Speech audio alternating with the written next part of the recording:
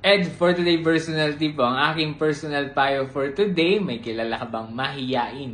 Mahiyain magbayad ng utang. Okay, so yun yung personal payo ko ngayong araw dahil may mga tao talagang sadyang mahiyain magbayad ng utang. Okay, kung isa ka sa mga taong yan, yung pinapayo ko, huwag kang maging mahiyain. No? Huwag kang mahiya na magbayad ng utang dahil ang utang ay dapat naman talagang bayaran natin, lalong-lalo na kung ginamit naman natin yung pera. No? Or kung hindi man natin ito ginamit or kung ano man, utang pa rin yan, so ibalik natin yan, ibayad natin yan dun sa ating pinagkautangan. Huwag kang maging mahiyain dahil nakakahiya naman dun sa nagpahiram ng pera. Noong mga panahong tayo nang hiram ng pera, hindi tayo naging mahiyain, malakas ang loob natin. Kaya dapat sa oras naman ng bayaran na, huwag tayong maging mahiyain. No? Lakasan natin ang loob natin na makipag-usap dun sa nagpahiram sa atin ng pera. Bayaran natin sila kung hindi natin kayang bayaran ng buo dahil meron tayong challenges. No? Makipag-usap tayo, makipag-areglo tayo. Ang maganda lang dito, hindi mo tinatakbuhan at hindi ka nagiging mahiyain. Okay? Kaya dapat, lakasan mo ang loob mo, huwag kang maging mahiyain